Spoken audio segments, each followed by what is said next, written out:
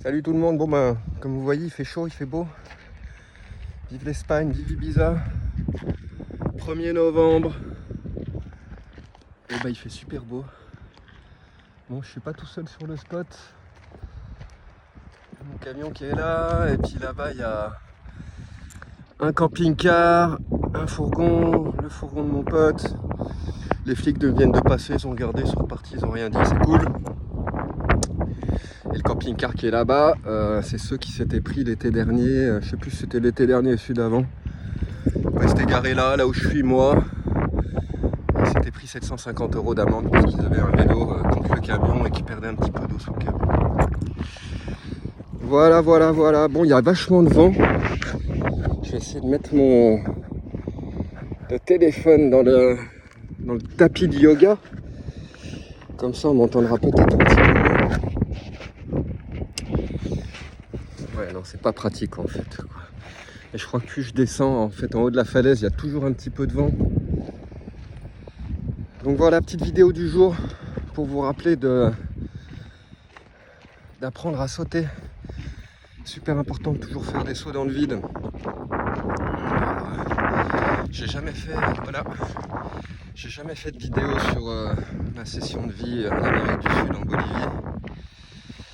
Mais en fait, toute cette aventure, elle a commencé par un gros saut dans le vide. J'étais avec une nana depuis 6 ans, on vivait à Lyon. Sur la fin de notre relation, on a commencé... Bon, on a toujours voyagé, hein. Très tôt au début, on était allé au Chili, voir le frère de ma copine. Après, plus tard, on a fait notre premier voyage en Asie, où on est allé en Thaïlande, Laos, Cambodge pendant 3 mois. Et après, ça c'était en 2001.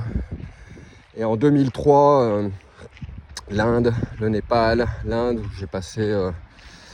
c'est la seule fois de ma vie où j'ai pris des cours de musique en fait. Je voulais apprendre le sitar et donc je suis resté pendant 1 mois à Varanasi, 1 mois et demi, à prendre des cours chez mon prof en fait. Et donc voilà, suite à ça, on s'est séparés avec cette nana en 2009. Et je me suis retrouvé complètement perdu, hein. Souvent quand on sort de relations longues, on n'est plus vraiment nous-mêmes, hein. Quand on est avec quelqu'un depuis longtemps, on devient une partie de l'autre personne et l'autre personne devient une partie de nous. En fait, ça devient comme un noyau, ces deux personnes qui s'assemblent. Et on a tendance des fois à s'oublier, à oublier qui on est. Donc quand la relation est arrivée, moi j'étais complètement paumé quand elle s'est arrêtée. Surtout que ça faisait longtemps, c'est le cas, ça arrive souvent à un des deux partenaires dans la relation d'être complètement absent en fait, d'être complètement mort de l'intérieur. Et moi c'était mon cas. Quand on s'est connu avec cette nana, je jouais sur des sound systems, de la musique électronique, etc. J'étais super actif avec les potes, avec notre bande de potes, on faisait plein de soirées. C'est nous qui faisions les soirées, moi j'avais le matos, etc. Donc j'avais une vie très active musicalement. Et puis plus cette relation est devenue toxique, plus je me suis isolé de mes soirées, de mes amis, etc. Donc quand ça s'est terminé, moi j'étais vraiment pas bien, quoi. J'arrêtais pas de pleurer, je savais pas quoi faire. Alors elle a eu la gentillesse de me laisser notre camion. C'était notre premier camion, un Mercedes 409D, indestructible, qu'on a eu donc pendant 4 ans je crois. Et donc elle a eu la gentillesse de me le laisser parce que forcément je me retrouvais à la rue, hein. On rendait notre appartement et donc je pouvais pas garder l'appart tout seul puisque de toute façon sur les papiers on était 2, etc. Donc elle a eu la gentillesse de me laisser ce camion qui a jamais fait de problème. Mercedes 409, super machine.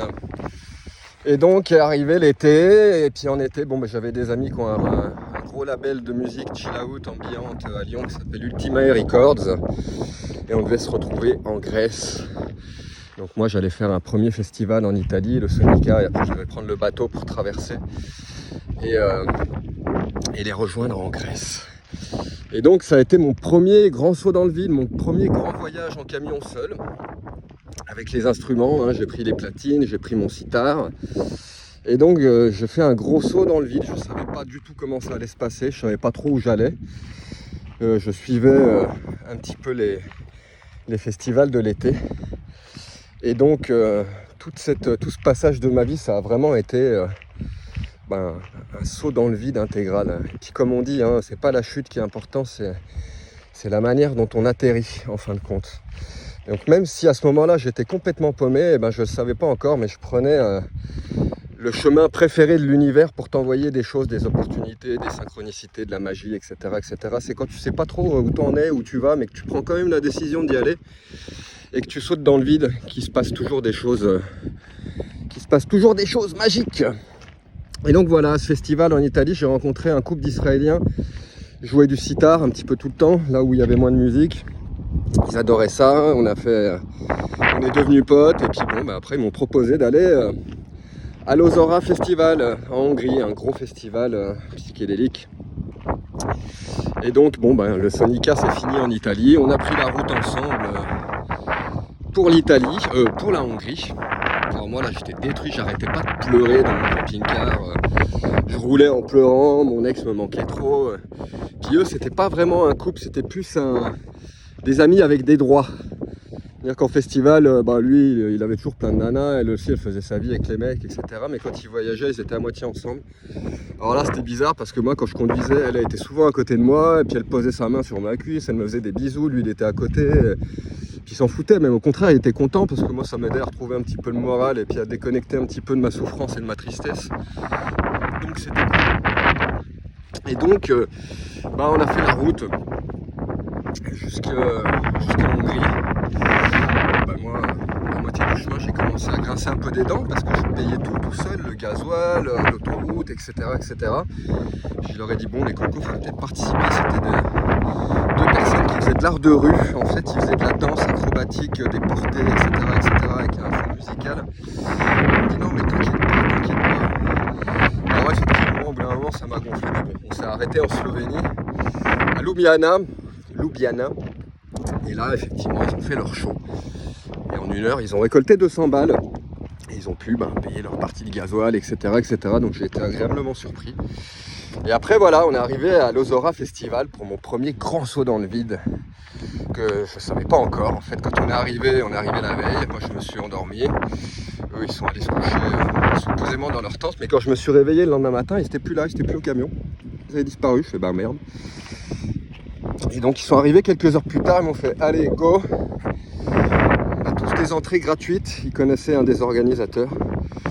Et toi, eh ben, écoute, tu as l'entrée gratuite et à un moment il faudra que tu joues. Donc on viendra te chercher et puis tu passeras 1 heure sur le chill out quand il y aura un artiste qui sera pas là ou quand il y aura un manquement.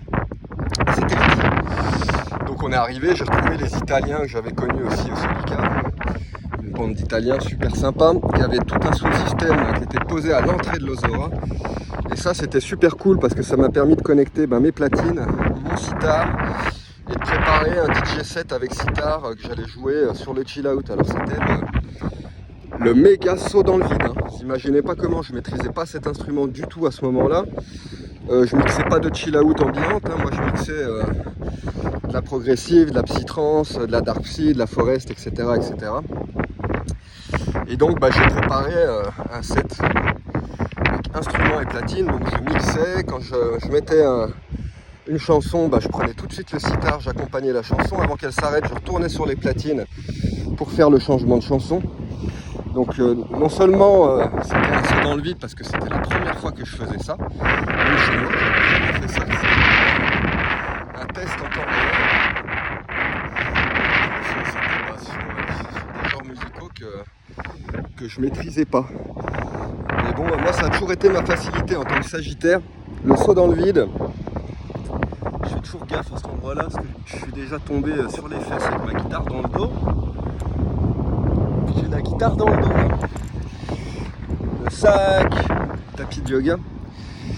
Et donc voilà, moi ça a toujours été ma force d'y aller même si je suis pas prêt. De toute façon on n'est jamais vraiment prêt au final quand on y pense bien.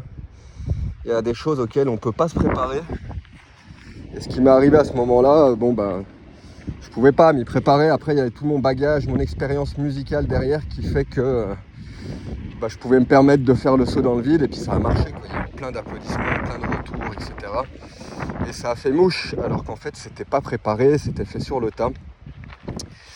Et donc c'est l'univers qui commençait à me renvoyer la balle. Je vais aller sur la plage après, mais il y a du vent donc je vais finir là.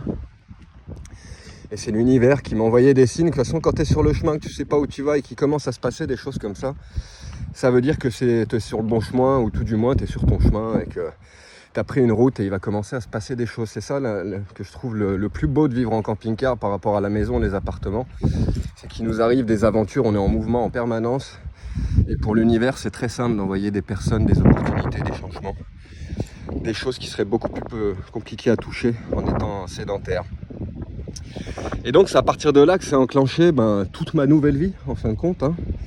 Bon, je mixais déjà depuis des années, je mixais déjà de la psytrance depuis bien 3 ans, je pense.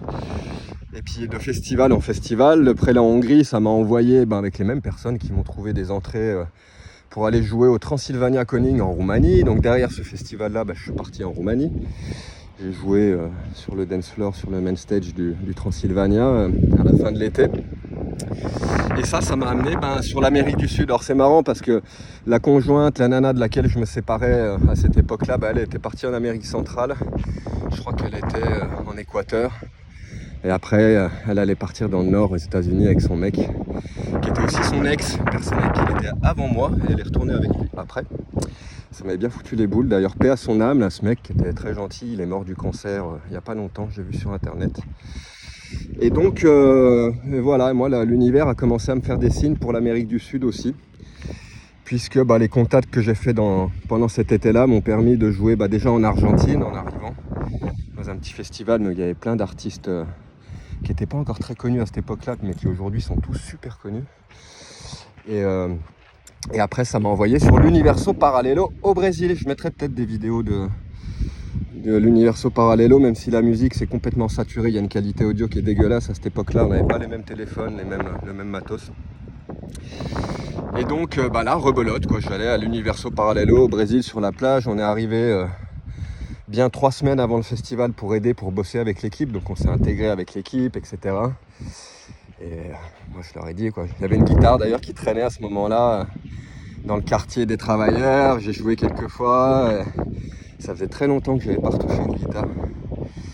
Et donc voilà, moi en bossant, je commençais à leur dire, écoutez, moi je mixe, je fais de la musique, etc. Si vous manque un artiste à un moment, vous n'hésitez pas, moi je suis là, etc., etc. Ils m'ont dit oui, ok, super, on sait pas, on verra, machin, bidule, on ne promet rien, mais si on peut, on fera. Et au final, ça s'est passé. Il y a un moment, en plein milieu de la nuit, ils sont venus me chercher en me disant, allez, il manque un artiste. Et puis c'était parti, j'ai joué au petit matin jusqu'au lever du soleil. Un set de dark psy sur la scène alternative. Dans un bus Volkswagen coupé en deux. Un bus hippie. Je mettrai sûrement des photos, c'était magnifique. Et là, pareil, j'avais à peine eu le temps de préparer quoi que ce soit, de toute façon. Quand t'es en festival, t'es en festival. Mon ordinateur, tout mon matos, c'était dans les quartiers des artistes, donc j'avais même pas accès. Donc il a fallu que j'aille récupérer mon matos, récupérer mes disques, parce qu'à l'époque, on mixait sur CD. En plus, j'avais plein de CD qui étaient rayés, etc. Enfin bref, c'était la galère. Et donc, encore une fois, saut dans le vide, sans être vraiment prêt, quoi. Mais en fait, c'est souvent dans ces moments-là, quand on prend le risque et puis qu'on saute dans le vide, qu'il commence à se passer des choses, en fait. Et puis là, ça s'est passé tellement bien qu'ils sont revenus me chercher après pour jouer sur le chill out le lendemain. Parce que non seulement je comblais très bien l'espace de l'artiste qui manquait, et puis en plus, la musique que je faisais, ça leur convenait tout à fait. Donc voilà, gros saut dans le vide, et puis après, je suis resté en Amérique du Sud, j'ai fini par connaître mon ex-femme. Et c'est passé tout ce qui s'est passé ensuite. Après, on a commencé à faire de l'artisanat en Amérique du Sud. On a ouvert une auto-entreprise en revenant en France quelques années après. On a commencé à vendre sur ces festivals, toute l'Europe, au Boom, à l'Isura, tous les gros festivals psychédéliques. Et on a fini par se retrouver bloqué en France parce qu'en passant à Lyon, on s'est fait héberger chez des amis pour faire la brocante, le marché de Lyon. Et en partant, on a oublié notre bourse avec tout notre argent de l'été. Et on s'est fait voler 5000 € par le mec qui squattait l'appartement de mon ami, une nana qui m'avait laissé l'appartement pour qu'on y dorme. Il y avait un autre mec qui était là, qui faisait partie de la bande, mais qui était un petit fou, qui avait fait pas mal de stages en asile, etc., etc. Et puis nous, quand on est parti, on a oublié notre bourse sur le lit comme des cons. Arrivé au péage de Villefranche, putain, passe-moi la carte que je paye, etc. Pas de carte, pas de bourse. Puis là, on réalise qu'on a oublié le truc chez eux, on est revenu à toute trompe, mais penses-tu. Les 5000 € étaient plus là, donc on s'est retrouvé bloqué en France avec plus un rond, plus rien du tout. Quelques temps après, j'ai vendu mon camion. On a récupéré les sous de la vente du camion. Avec ça, on a pu s'installer à Lyon, louer un appartement et puis repartir à partir de là. Et moi, c'est là, à cette époque-là, il y a quand même pas mal d'années maintenant, j'ai réalisé que le camion, j'avais pu le revendre un tout petit peu plus cher que ce que je l'avais acheté. Et qu'il y avait peut-être un coup à faire. Donc c'est là que progressivement, je me suis organisé. Au final, j'ai racheté pour la 3e fois, puisque ce camion-là, c'était mon 2e. Encore un Mercedes 410. Et un mois après, ou quelques temps après, j'en ai trouvé un tout vide. Le volant à droite, un camion anglais. Encore une fois, c'est dans le vide, je savais pas où j'allais, un camion anglais avec le volant à droite, etc., etc. Mais au final, il était en bon état. Il y avait un peu de matos dedans, il n'avait jamais été équipé camping-car, mais on me l'a donné avec un évier, avec quelques parties pour aménager. Et c'est ce que j'ai fait. J'ai fait un saut dans le vide, j'ai commencé à construire un camping-car alors que j'y connaissais rien. Ça m'a pris 3 mois, à temps plein, 8-10 heures par jour, en plein hiver. À Lyon, dans le centre-ville, à bosser sur le trottoir. C'était un bordel, les voisins se plaignaient pour le bruit, etc. etc. Mais au final, le camion s'est vendu et puis on a pu recommencer comme ça à se remettre sur les rails. Mais bon, on commençait à s'enterrer, surtout moi. Moi, je voulais absolument plus vivre à Lyon à cette époque-là. C'était forcé et contraint qu'on était arrêté. Mais mon ex-femme n'était pas comme moi, c'était pas une voyageuse du tout, c'était pas une hippie du tout. Et pour elle, c'était la vie rêvée. Donc on a commencé à s'entartrer. Moi, à accumuler un petit peu d'argent, parce que je faisais des véhicules comme ça régulièrement. Mais je disparaissais, il n'y avait plus de saut dans le vide, il n'y avait plus d'aventure, il n'y avait plus de piment, il n'y avait plus d'acide, il n'y avait plus de choses relevées un petit peu dans ma vie, et tout était fade et sans goût, et je faisais plus du tout ce que j'aimais. Donc je commençais à nouveau à dépérir. C'est là que notre relation, elle a toujours été toxique, et puis c'est là que de toute façon les relations, elles sont super fortes pour ça, elles sont géniales pour ça, c'est qu'à un moment elles vont exploser. Au-delà d'un certain point d'immobilisme, de toxicité, quand il t'arrive plus rien, etc., c'est la relation qui va voler en éclats pour que tu puisses te retrouver tout seul, toi-même, et puis reprendre un chemin qui te correspond. Donc la suite de ça, évidemment, c'est la séparation douloureuse, le kidnapping de ma fille en Espagne. Et c'est là que j'ai repris la guitare, et puis là, encore ressaut dans le vide avec la guitare. Ça faisait 23 ans que je n'avais pas touché l'instrument, pas touché. Donc reprendre la guitare à 37 ans, décider que ça allait être ma vie, mon futur, et que j'allais faire plus que ça, parce que c'est vraiment ce que je sentais profondément dans moi. C'est mon chemin, c'est ce qu'il faut que je fasse, c'est ce que je suis, c'est mon essence, c'est ce que me demande l'univers, et c'est pour ça qu'il m'a quitté ma fille. Et que tout ça s'est passé, dans mon cas pour moi, c'est ça. C'est vraiment pour renouer avec mon chemin, avec qui je suis, avec la musique. Donc encore une fois, saut dans le vide. Je ne sais même plus quel âge j'avais à ce moment-là. 38 ans, quelque chose comme ça. C'est risqué. La plupart de tous les grands guitaristes, de tous les gens qui jouent vraiment exceptionnellement bien, ils y sont depuis qu'ils sont gamins. Et ils bossent tous les jours comme moi je bosse là depuis 7 ans. Ils passent 6, 8, 10, 12 heures par jour. C'est pas tous les jours, mais c'est des grosses fréquences et des gros volumes de travail depuis tout jeune. Donc moi, là, c'était mon dernier saut dans le vide. C'est pas le dernier, j'en ferai toujours. J'adore ça, l'aventure. Comme je le dis souvent, dans pas longtemps, je finirai par vendre le camion, partir à l'aventure avec le sac à dos, la guitare, et puis voir où le vent m'emporte. Super important, parce que c'est quand tu ouvres ces portes-là que l'univers il commence à t'envoyer du love, à t'envoyer de la magie, et qui commence à te prendre dans ses bras et à te guider. Quand tu as trop de murs autour de toi, dont les murs de ta maison, ou tes propres murs que tu t'es construit, tes protections, tes peurs, tes expériences, tes déceptions, etc., qui viennent bâtir des cloisons autour de ton cœur, autour de ton esprit et de ton ouverture au monde, l'univers ne peut plus faire grand chose. Donc souvent ce qu'il fait, c'est qu'il te met dans une situation d'isolement, de dépérissement. Tu commences à dépérir, à te morfondre, à ne plus rien faire jusqu'à ce que ça devienne intenable et qu'il y ait une rupture, une explosion. C'est sa manière de faire les choses. Et donc voilà quoi, suite à ça j'ai commencé à jouer. J'ai retrouvé un camion au bout d'un moment. J'ai passé 1 an à chercher un véhicule quand j'ai finalement repris la route. C'était la seule fois en fait, avec les années qui avançaient au début, quand on cherchait un camping-car, en quelques jours on en trouvait un, et on pouvait même prendre le temps de dire, quand tu trouvais un véhicule, tu avais bien une semaine, 10 jours, 15 jours tranquille pour y aller, payer, etc. Il n'y avait pas cohue, c'était pas le rush. Alors qu'aujourd'hui, quand il y a un véhicule à un prix super sympa, il est vendu dans l'heure. Il y a plein de gens qui envoient même des virements pour les réserver à distance. Et à l'époque, c'était pas comme ça. Et donc voilà, ce véhicule, je l'ai attendu 1 an, bloqué à Chalon-sur-Saône chez ma mère, Puis là, c'était vraiment le moment de reprendre la route, de repartir. C'était la première fois de ma vie. Moi, j'ai toujours été indépendant de mes parents. Toujours été le Calimero de la famille, à jamais être là, même pour les Noëls, etc., etc.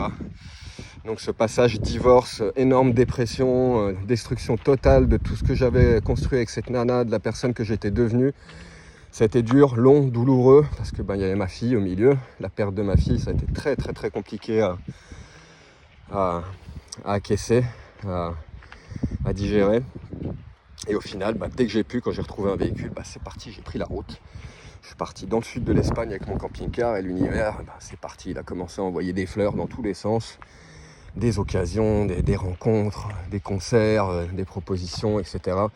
Et surtout, ça me permettait de voir que ces 3 années chez ma mère à travailler, après c'était pas 3 années chez ma mère, parce que j'ai quand même passé pratiquement 8 mois en Italie, minimum pareil, une dizaine de mois en Espagne, etc. Donc au final, j'étais toujours en vadrouille. J'ai vécu aussi chez un ami où je louais une chambre pendant quelques mois. J'ai vécu chez des autres amis à Pont-Saint-Esprit dans le sud.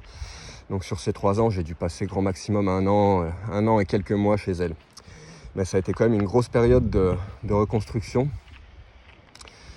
Et je me suis retrouvé en fait à cet âge-là, un petit peu bercé. J'ai eu de la chance d'avoir ma maman qui était là pour me soutenir. Elle avait vraiment peur que je me foute en l'air. Moi aussi, je pensais vraiment que j'allais me foutre en l'air à ce moment-là. Mais j'en ai profité pour bosser. C'est ce que je fais. Je ne me suis pas arrêté de construire les camping-cars, de les réparer, etc., etc. Donc d'un côté, je tenais quand même mon business et de l'autre côté, je prenais ma vie en main, mon futur, et je recommençais à jouer de la guitare. Et c'était dur, c'était triste, mais c'était magnifique. Puis je pouvais me concentrer là-dessus. Le fait d'être chez ma mère, forcément, elle adore cuisiner, elle veut personne, elle est parano avec le ménage, ces choses-là, donc tu peux rien toucher dans sa cuisine, etc.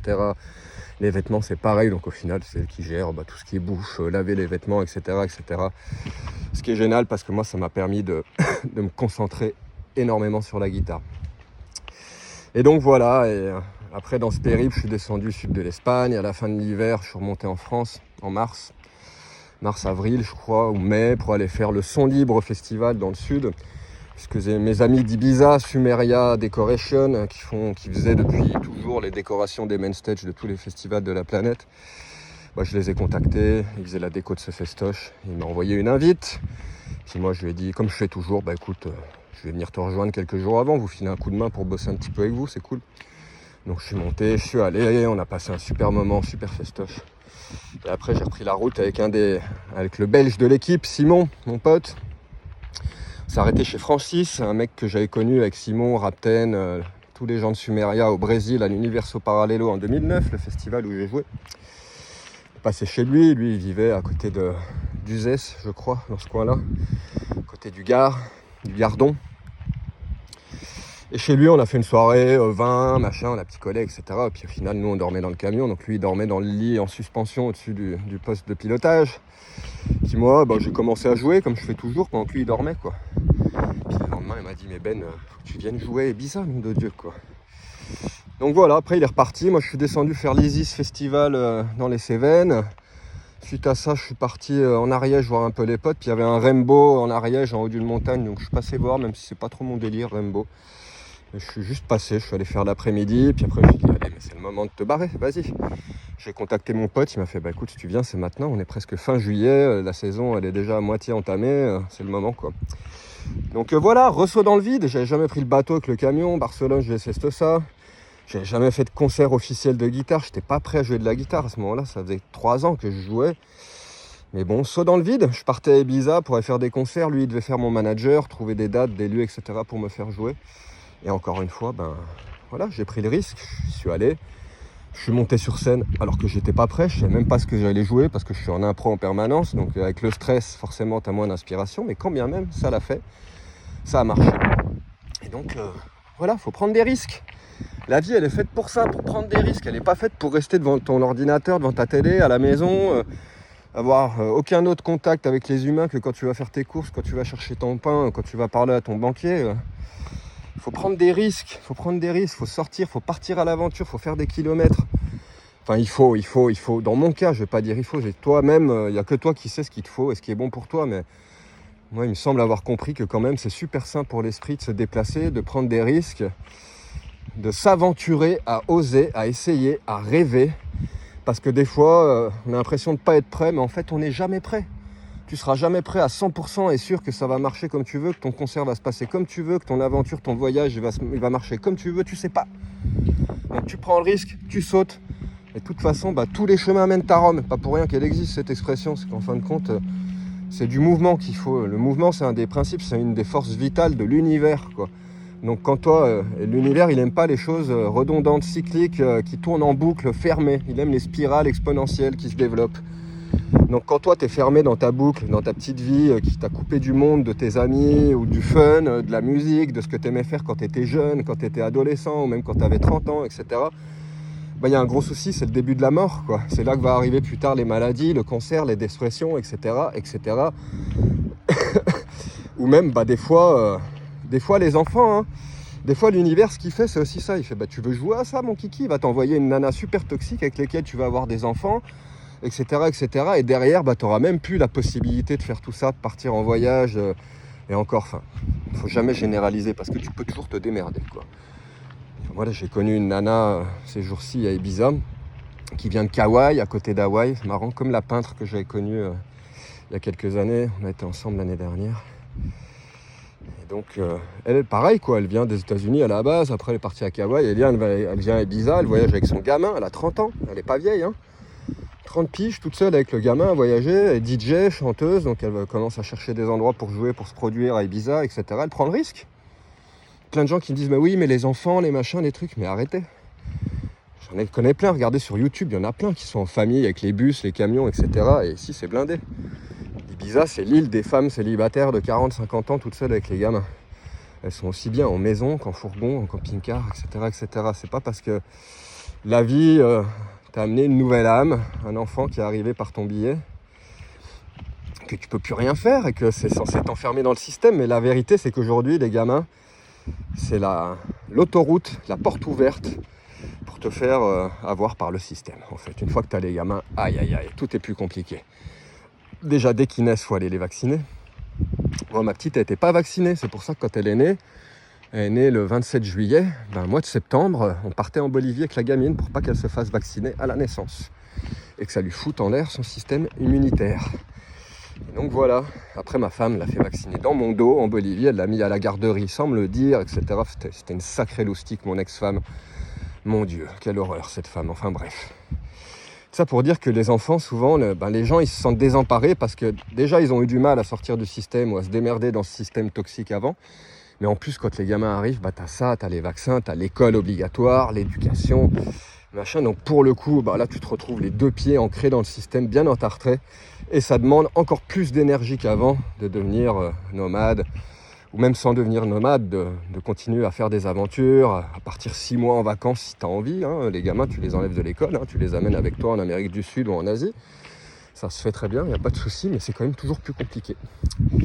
Les sauts dans le vide, on a tendance à moins les faire quand les enfants sont là, parce que on veut du futur sûr, on veut de la sécurité, on veut de l'assurance vie pour nos gamins, pour qu'ils soient dans un cocon stérile, où rien ne leur arrivera pour leur faire croire qu'en fait toute leur vie sera comme ça. Mais ça, c'est stupide aussi. Il faut continuer à prendre des risques, il faut continuer à se vautrer, à se relever pour leur montrer justement comment on se relève.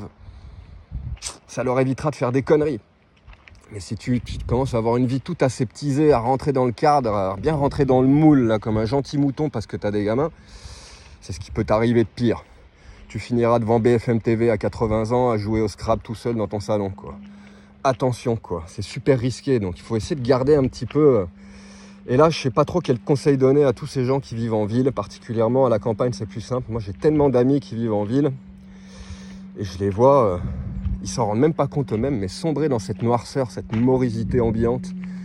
J'avais un pote que j'aime bien à Chalon-sur-Saône qui est arrivé il y a des années dans cette ville. Il est arrivé tout joyeux, pétant d'énergie, etc., etc., en faisant de la musique un peu joyeuse, etc. Après quelques années, sa musique, elle est sombre, elle est noire. Il y a une énergie de mort, même les paroles qu'il dit, etc. C'est tout à propos de la dépression, de l'alcool, du suicide, d'arrêter les soirées, arrêter les drogues, les machins. C'est un message super pesant que... Il y a plein de gens dans le public, des fois, qui s'en vont tellement c'est pas agréable à écouter, mais il se rend même pas compte lui-même qu'en fin de compte, c'est cet immobilisme, le fait d'être au même endroit, dans la même énergie, dans le même lieu, dans un lieu Chalon-sur-Saône où il fait moche tout le temps, il n'y a pas de soleil, gorille dans la brume en hiver, en permanence, des fois tu vois pas le soleil pendant 3 mois, et au bout d'un moment ça a un impact sur comment tu te sens, et sur tes créations, sur ta musique, sur ta créativité. Et puis va faire des sauts dans le vide dans un endroit comme ça, où tu connais tout le monde, tu connais tous les lieux, et il n'y a plus de saut dans le vide, ça devient de l'habitude, c'est des choses redondantes, c'est des choses... et ça, l'univers, il aime pas ça, donc là j'ai très peu de conseils à donner, parce que moi je suis bien le premier. Si tu me mets dans un appart en ville, au bout de quelques mois je commence à disparaître, je m'éteins, je meurs. Donc à chacun trouver son équilibre. Il y en a qui vont se ressourcer en allant se balader en ville, en faisant des boutiques, en étant dans la masse, dans tous ces gens, à Lyon, à Paris, à Montpellier, dans ces endroits-là. Moi, c'est ce qui est le plus énergivore pour moi. Si tu me mets là-dedans, j'en meurs carrément. C'est complètement terrible pour moi. Enfin bref, tout ça pour dire qu'on n'a pas les mêmes solutions, on n'a pas les mêmes techniques. Il y en a qui vont se ressourcer comme ça. Moi, je vais me ressourcer dans les montagnes, à la mer, la nature, les amis, la musique. La créativité, c'est super important. La musique, ça a un impact très fort sur les ondes cérébrales, sur ton corps, puisque notre corps, il est fait d'eau, majoritairement.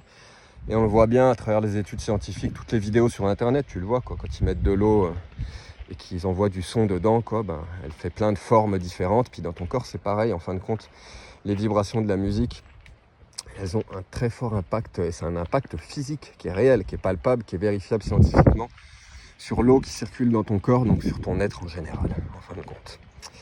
Donc voilà, pour moi, ça c'est vraiment les secrets pour rester heureux, pour rester en vie. On saute dans le vide, on ne prend pas de parachute, et puis on fait confiance à l'univers. On va tomber dans un lac, on va tomber dans la poudreuse, on va tomber dans la neige, mais il n'y a pas besoin de parachute, parce qu'en fait, une fois que tu as compris que la seule chose qui est importante, c'est de faire le pas en avant, et puis de sauter dans le vide. Et dans tes relations, c'est pareil. Quand tu connais quelqu'un, tu fais un pas vers l'autre personne. T'imagines une piscine entre les deux personnes. Moi, je dois faire un pas, mettre un pied dans cette piscine, et en espérant que peut-être l'autre personne, elle va faire un pas vers moi. Mais encore une fois, c'est un saut dans le vide. Tu te dois de faire confiance, tu te dois de prendre le risque de te rapprocher de l'autre, et tu deviens extrêmement vulnérable. D'ailleurs, il y a souvent des relations où il y en a un des deux qui commence à être à la merci de l'autre à cause de ça, puisqu'il a fait un pas vers l'autre, et l'autre, au lieu de faire un pas en avant pour se rapprocher, aller dans la même direction et que la rencontre se fasse, il va faire un pas en arrière, ou tout simplement rester immobile. Et comme en fait l'autre, il se rend compte qu'il a avancé, il a pris le risque. Mais des fois en face, tu sais que quand tu prends ce risque, tu sais pas si l'autre, il va aller à ta rencontre. Et souvent ce qui se passe en fait, c'est que il y a plein de relations qui fonctionnent comme ça, c'est qu'il y en a un qui a l'avantage sur l'autre, qui a le dessus, qui a l'ascendant. Cette personne qui a l'ascendant, c'est souvent celle qui est capable de faire un pas en arrière et qui aura énormément de mal à faire un pas en avant. Donc, vous voyez, dans les relations, c'est pareil, c'est un saut dans le vide à chaque fois. Tu te risques, tu te donnes tel quel, tu te montres, tu te mets tout nu. Et tout ça, c'est des risques parce que tu t'exposes. Tu crées de l'affective, tu crées de l'affection, tu crées un lien affectif en te rapprochant de cette personne, mais tu ne sais pas si ça va être rendu. Tout est toujours comme ça avec le don. Quand tu donnes, c'est pas en attendant du retour. Et dans les relations, c'est pareil, c'est des sauts dans le vide. Un don, c'est un saut dans le vide. Tu donnes parce que tu as envie de donner, mais tu ne sais pas ce qui va revenir. Ta relation, c'est pareil, c'est un saut dans le vide. Tu mets les billes de ton côté, tu fais ce que tu peux pour amorcer le mouvement dans la bonne direction, mais tu ne sais pas si l'autre, il va suivre la danse. Et ça peut finir pareil, soit très bien, soit très mal, tu sais pas. Mais dans tous les cas, l'univers, il adore ça, qu'on prenne des risques, et puis qu'on se prenne à croire des fois qu'on est capable de voler, à force de sauter dans le vide. De toute façon, on finira toujours par se ramasser un jour ou l'autre, donc ça sert à rien d'essayer d'empêcher toutes les manières possibles et imaginables d'éviter les échecs et les chutes. Puisqu'au final, c'est à travers elles qu'on apprend à se relever. Tu tombes pas, tu n'apprends pas à te relever, donc il n'y aurait même pas de vie. C'est les principes fondamentaux de l'univers, de la vie, de la création. C'est comme ça. Voilà, bon allez, je vais avoir les potes un petit peu là-bas, qui m'attendent depuis tout à l'heure, qui me voient faire des zigzags dans la forêt, là. Et bon, je me suis mis là parce qu'il y a moins de vent, donc je pense qu'on m'entendait mieux. Et puis voilà, comme les vidéos de guitare marchent pas, que ça fait pas de vue, j'ai beau envoyer de la musique, je fais tout ce que je peux pour faire des enregistrements de dingue et tout. Là, je me force en ce moment, puis il y a des choses merveilleuses qui sortent de la guitare. Hein. Vraiment, je suis super content, je suis fier de moi pour une fois. Ça fait pas de vue. Faire des vidéos, filmant ma tronche. Je trouve ça moins artistique, mais bon, c'est pas grave, c'est comme ça. Bon allez, je vous fais des bisous. Je vous souhaite bon après-midi. Regardez ça, on a la plage pour nous tous. Puis je vais profiter tranquillement des poteaux, des guitares. C'était très très longtemps. Justement un enregistrement à finir de préparer sur Ableton Live. Un enregistrement d'1h20 que j'ai curé, que j'ai... Ça fait 4 jours que je suis dessus. Retoucher le volume des notes, retoucher certains passages, etc. C'est un travail énorme. Donc je vais pas tarder à vous mettre ça en ligne, sûrement demain ou après-demain. Et donc voilà, j'espère qu'il y aura quand même un petit peu des vues et qu'il n'y aura pas que quand je fais des vidéos comme ça en parlant face à la caméra que ça fait de la vue. C'est dommage, ça fait chier, mais bon, ça m'empêchera pas de continuer de créer. Les abonnements sont ouverts. J'ai créé un abonnement à 3 €.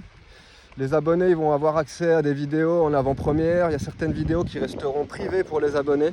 D'ailleurs, cette vidéo que je suis en train de préparer, c'est énormément de boulot. C'est 3 jours déjà de taf. Il me reste encore 2 jours, donc 5 jours. Avec des sessions de 8-10 heures par jour pour retoucher tous les passages. De toute façon, 1h20 de musique à retoucher, à filtrer, à couper, à réagencer, etc. C'est extrêmement long, surtout avec la guitare. Et donc... elle sera en avant-première que pour les abonnés, après elle passera publique après. Après le truc c'est pour le moment je ne peux pas faire des créations uniquement pour les abonnés, il n'y a qu'un abonné, il y a une personne qui a pris un abonnement, je crois quelqu'un qui s'appelle Jean-Baptiste, merci. Et donc plus le nombre d'abonnés grandira et plus forcément je ferai du contenu qui sera réservé à ces personnes-là. Voilà. Donc dans le lien de la vidéo, je le ferai ce soir, là je suis à la plage, je ne peux pas le faire sur le PC, mais je updaterai ce soir le lien de la vidéo, la description. Je vous mettrai le lien pour vous abonner à la page, ça vous donne la priorité sur les commentaires. J'expliquerai un petit peu dans la description justement les avantages de l'abonnement, mais bon, ça c'est ce que propose YouTube. Moi de mon côté, c'est vraiment de la musique qui va être réservée aux abonnés. Comme vous le voyez, ça ne m'empêche pas de continuer à publier plein de musique pour les autres aussi. Je suis comme ça, j'ai tendance à avoir le cœur sur la main et c'est pas parce que je gagne rien avec ça que je le ferai pas. Mais je vais quand même commencer à essayer de développer un petit peu ce côté-là de la chaîne. Mais bon, on va voir, c'est la même histoire que l'autre coup avec les super likes. J'avais poussé mon coup de gueule, j'ai fait une vidéo pour expliquer que YouTube me prenait 70%. Là c'est pareil, l'abonné il a payé 3 € l'abonnement. Et j'ai été versé 1,70 € par YouTube. Qu'ils aillent se faire voir, sérieusement. Donc si ça se trouve, je vais peut-être complètement bloquer ça parce que je refuse, je trouve ça dégueulasse quoi, que YouTube, mais en honneur de quoi ils se prennent pratiquement 50% sur un abonnement quoi. Le but c'est que les gens s'abonnent à ma chaîne, c'est pas qu'ils s'engraissent eux quoi. Qu'ils prennent 10%, 20%, je veux bien quoi, mais presque 50%, c'est du foutage de gueule, c'est de l'argent foutu en l'air par les fenêtres. Sérieusement, ça me fait mal au cœur, donc je vais voir. L'autre coup avec les super likes, ça s'était actualisé un petit peu après. Moi qui avais dit 70% dans la vidéo, au fait j'avais reçu un petit peu plus que ça. Donc on va voir, le temps qu'ils fassent leurs calculs, leurs machins, je verrai bien ce qu'il en est. Dans tous les cas, je mettrai le lien dans la description. Et puis comme d'hab, ceux qui veulent participer à la vie de cette chaîne, à la survie de cette chaîne, les donations sont fondamentales. Il y a toujours un lien PayPal, je le mettrai aussi dans cette vidéo ce soir. Sinon, vous pouvez le trouver sur toutes mes autres vidéos de musique et beaucoup des vidéos de camping-car, dans les descriptions des vidéos ou dans la description de mon profil. N'hésitez pas, les donations, c'est vital, c'est ce qui fait vivre cette chaîne. Pour que je puisse continuer à consacrer autant d'heures, autant de travail pour alimenter avec du contenu, plus particulièrement avec la musique, et à donner ma musique gratuitement. La contrepartie, c'est vraiment que les gens participent un maximum et que ce soit un partage entre vous et moi. Sinon, ça ne peut pas fonctionner et je serai obligé, comme je l'ai déjà dit dans d'autres vidéos, de mettre beaucoup moins de vidéos, de musique. Je serai obligé d'arrêter de donner ma création, c'est mon travail, c'est mon boulot. Je ne peux pas donner mon boulot en permanence s'il n'y a pas de retour. Donc suite à la dernière vidéo, j'ai expliqué ça, il y a eu quelques petites donations. Merci à tous ceux qui ont eu le cœur, la présence d'esprit de le faire, c'est super sympa. J'ai récolté une 60aine d'euros, je pense 70 peut-être. C'est pas grand chose, mais c'est pas mal, c'est super gentil. Après ça vient de 2 personnes, essentiellement, que je ne vais pas citer parce que je ne veux pas citer des noms. Mais c'est essentiellement 2 personnes qui ont fait ça. Donc c'est pas grand chose sur 4000 abonnés, c'est-à-dire qu'il y a une grande majorité de gens qui ont du contenu, de la guitare, de la musique gratos, même si j'imagine qu'il y en a plein que ça n'intéresse pas, mais moi ça reste le nerf de la guerre, c'est mon boulot, c'est mon travail, c'est ce que je fais pour vivre.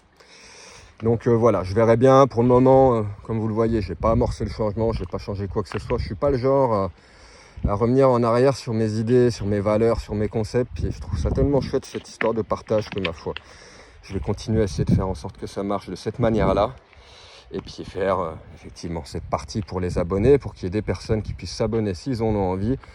Et ils auront du contenu spécial et des vidéos de musique, des enregistrements de musique auxquels les autres n'auront pas accès.